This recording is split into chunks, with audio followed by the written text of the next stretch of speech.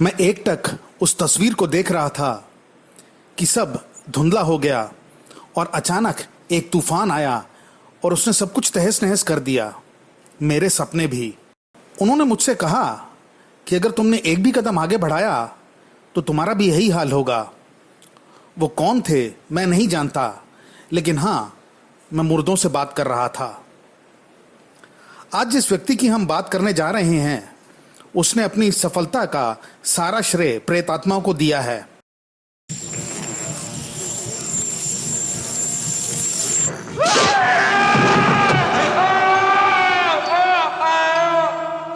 भले ही वैज्ञानिक इसे कोरी कल्पना मानते हैं, लेकिन कई लोगों का पारलौकिक शक्तियों पर विश्वास है। प्रेत आत्माओं ने या तो अकेले या कई बार मिलकर लोगों की मदद की है और उन्हें मुसीबतों से निकाला है। ऐसी ही एक घटना में प्रेत आत्माओं के एक समूह ने एक साधारण से क्लर्क को दुनिया का एक महान व्यवसायी और लेखक बना दिया। उसका नाम था ऑथर एडवर्ड स्टिलवेल और उसका जन्म 21 अक्टूबर 1859 को न्यूयॉर्क में हुआ था। जब ऑथर 15 साल के थे तो तभी से ही आत्माओं ने उनसे संपर्क करना शुरू कर दिया था। एक रात जब वो गहरी नींद में थे कि तभी उनके कान में किसी ने कहा, जेनी ए वुड। ऑथर इस चीज को समझ नहीं पाया और उन्होंने उस आवाज से पूछा कि ये जेनी ए वुड क्या है। तो उस आवाज ने कहा कि ये एक खूबसूरत लड़की का नाम है जिससे उसकी शादी 4 साल बाद हो जाएगी। ऑथर हैरान था कि वो जिसको जानता तक नहीं, उससे वो शादी कैसे कर सकता है। खैर, उसने वो नाम अपनी डायरी में लिख लिया। जब वो 18 साल का हुआ तो एक दिन वो चर्च के एक कार्यक्रम में भाग लेने गया जहां डांस का प्रोग्राम भी था।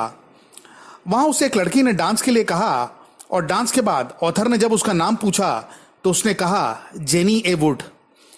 ये सुनकर वो दंग रह गया और घर जाकर उसने अपनी डायरी खोलकर देखा तो उसे 4 साल पहले की घटना याद आ गई। खैर, इन दोनों का मिलना जारी रहा और कुछ समय बाद ही दोनों की शादी भी हो गई। दोनों काफी खुश थे और इसी दौरान ऑथर को एक नौकरी भी मिल गई थी। कुछ दिन बाद जब वो सो रहे थे तो उन्हें एक आवाज आई कि पश्चिम की तरफ जाओ और एक रेल लाइन का निर्माण करो। उसने सोचा ये असंभव है क्योंकि वो एक नॉर्मल क्लर्क थे और उसके पास उतने पैसे नहीं थे कि वो ये काम शुरू कर सके। तो उसने उन आवाजों को अनसुना कर दिया। लेकिन अब सोते जागते यही शब्द उसके कानों में गूंजने लगे और ऐसे ही 2 साल बीत गए और ऑथर काफी परेशान रहने लगा। उसने उन आवाजों से कहा कि वो एक नॉर्मल क्लर्क है और उसके पास इतना पैसा नहीं है कि वो रेल लाइन का निर्माण कर सके, और ना ही वो कोई इंजीनियर था और ना ही वो किसी को जानता था। उन आवाजों ने उससे कहा कि वो निश्चिंत होकर वहां पे जाएं और उसे किसी तरह की कोई परेशानी नहीं होगी। उन्होंने यह भी कहा कि उनमें से एक अर्थशास्त्री है, 3 इंजीनियर हैं, एक लेखक है और एक कवि है और ये आत्माएं उसकी मदद करेंगी। बहुत बहस होने के बाद ऑथर ने उनकी बात को स्वीकार कर लिया और उसके बाद वो कांसास सिटी में आकर बस गए। यह ऑथर ने कई लोगों के साथ काम किया, जिसमें से कुछ लोग दलाली का और कुछ लोग पैसे के लेन देन का काम करते थे। इस चीज में अर्थशास्त्री आत्मा ने उसकी बहुत मदद की और कुछ ही समय में उसने काफी पैसा कमा लिया। इसके बाद उसने Kansas city belt line company बनाई और ये नक्शे बनाने का काम करती थी। ऑथर के नक्शे देखकर अच्छे अच्छे इंजीनियर हैरान हो जाते थे कि कैसे एक 26 साल का नौजवान इतने अच्छे नक्शे बना सकता है। ऑथर को जब भी नक्शा बनाना होता था वो कागज और कलम टेबल पर रख देते और अगली सुबह उसे नक्शा बना हुआ मिलता। जब ऑथर काफी नाम कमा चुके थे तो एक रात उन आवाजों ने उससे कहा कि वो कांसास से लेके मेक्सिको तक रेल लाइन बनाए। ऑथर को यह बात पसंद आई, लेकिन उसने सोचा कि मेक्सिको तक ही क्यों, उसके आगे तक वो रेल लाइन बनाएंगे और अमेरिका का पश्चिमी हिस्सा बाकी देश से रेल मार्ग द्वारा जुड़ जाएगा। उसने इस प्लान के नक्शे बनाए और जमीन भी खरीद ली और फाइनेंसरों से पैसा भी उठा लिया। ये बात उन मित्र आत्माओं को ठीक नहीं लगी और उन्होंने ऑथर को चेतावनी दी कि अगर वो ये काम बंद नहीं करेंगे तो पूरी तरह से बर्बाद हो जाएंगे। लेकिन ऑथर ने उनकी एक नहीं सुनी और काम शुरू कर दिया। लेकिन काम शुरू होते ही वो बहुत ज़्यादा बीमार पड़ गया और वो प्रोजेक्ट रुक गया। बीमारी के दौरान उसे वही आवाज़ सुनाई दी और उन्होंने उसे इस काम के लिए मना किया। ऑथर ने कहा कि उस रेल मार्ग को गैल्वेस्टन तक ले जाने में क्या परेशानी है, क्योंकि वे लोगों से पैसा ले चुके थे और वो लोग उस पर केस कर देंगे और इस प्रोजेक्ट का खूब प्रचार भी हो चुका था। आत्माओं का जवाब था कि गैल्वेस्टन का विनाश होने वाला है।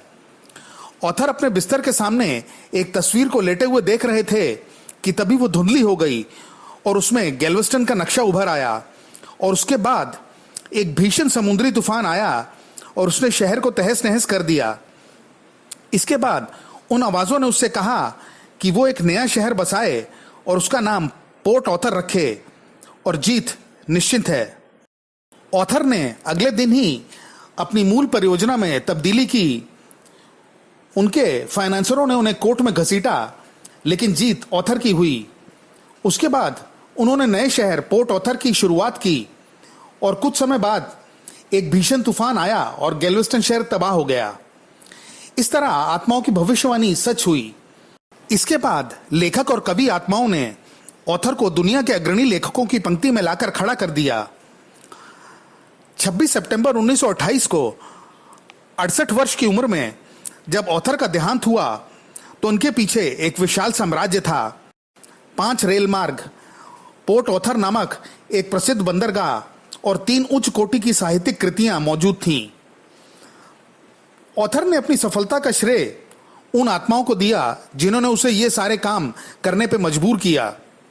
वैसे आत्माओं ने ऑथर को ही क्यों चुना, वो उसकी क्या लगती थीं, ये सब आज तक एक रहस्य ही है। इस घटना का जिक्र करने के पीछे मेरा कोई भी मकसद नहीं है और ये सब ऑथर ने अपनी ऑटोबायोग्राफी में खुद ही लिखा है। ये एक अकेली घटना नहीं है जहां आत्माओं ने किसी की मदद की हो। धन्यवाद। तो दोस्तों, ये था आज का हमारा वीडियो। आशा करते हैं आपको ये वीडियो पसंद आया होगा। अगर हाँ, तो प्लीज इस वीडियो को लाइक करें और इसे अपने फैमिली और फ्रेंड्स के साथ शेयर करें। और अगर आप हमारे चैनल पे पहली बार आए हैं तो चैनल को सब्सक्राइब जरूर करें और साथ ही साथ बेल आइकन को भी दबाना ना भूलें, ताकि आपको हमारे अगले वीडियोस का नोटिफिकेशन मिल सके। तो चलिए, आज के लिए बस इतना ही। मिलते हैं अगले वीडियो में कुछ इंटरेस्टिंग फैक्ट्स के साथ। नमस्कार।